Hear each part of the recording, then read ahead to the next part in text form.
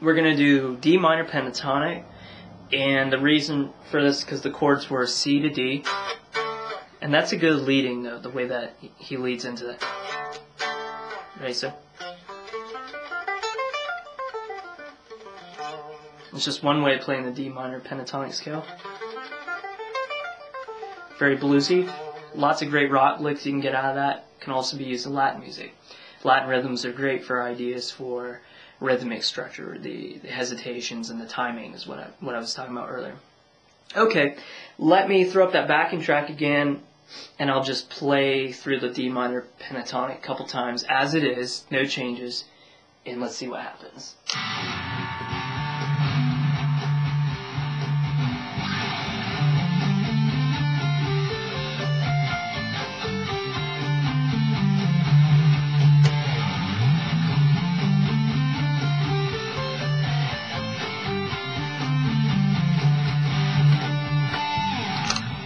Okay, so we know that those notes are going to sound pretty sweet with that, and one of the big lessons here is I'm just following the root notes. I'm on the D chord is kind of the leading chord there, so I'm just using some logic, and I'm using D minor pentatonic, which works with so many different types of chords.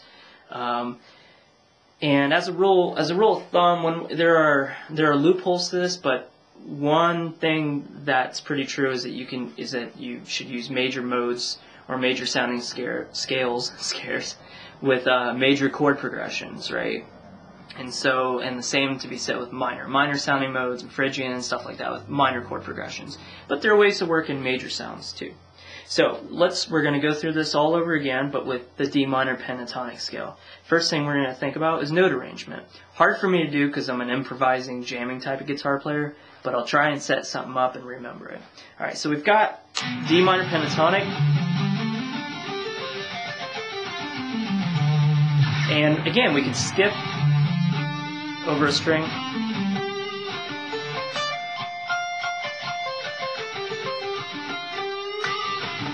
We can do all sorts of things with it when you really start thinking about it. Let's see. That's even out of that scale shape.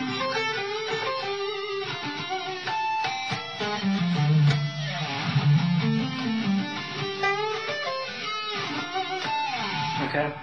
That's a trickier one for me to sit here and try and come up with a cool pattern, remember it, and work with that. But that's the idea, yet again.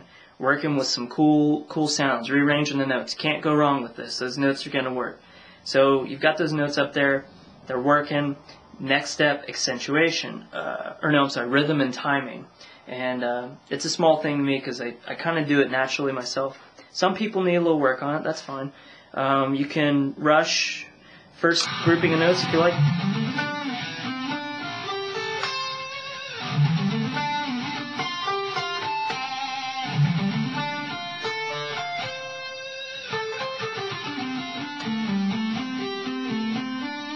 Right, so many different ways to do that. Let's see, throw up the backing track, here we go.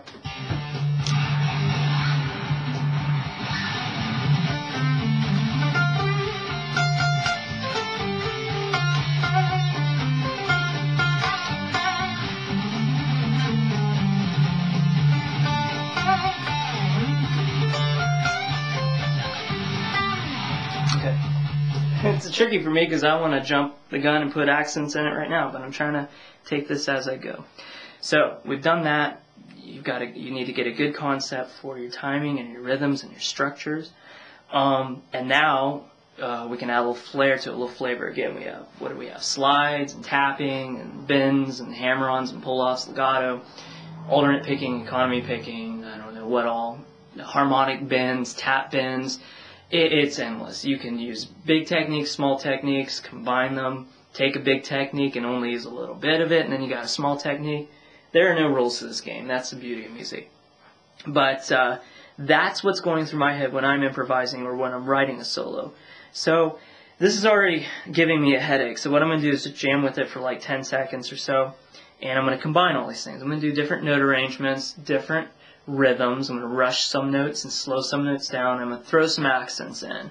And hopefully you'll be able to spot these things a little bit better now.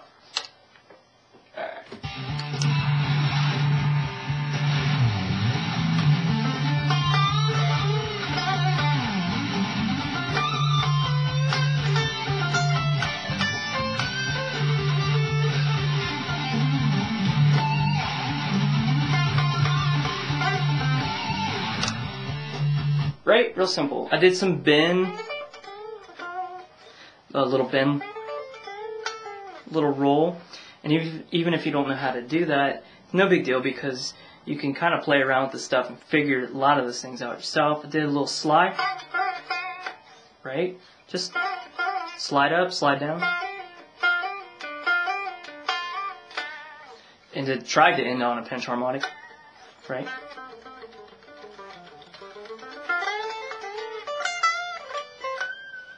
Right. I added a couple notes in there. That's okay. There's nothing wrong with that. You can change it around. I ended up making it more of the blues scale with that fourth there. Okay? But that's the idea. You're breaking it down into manageable sections and working with something.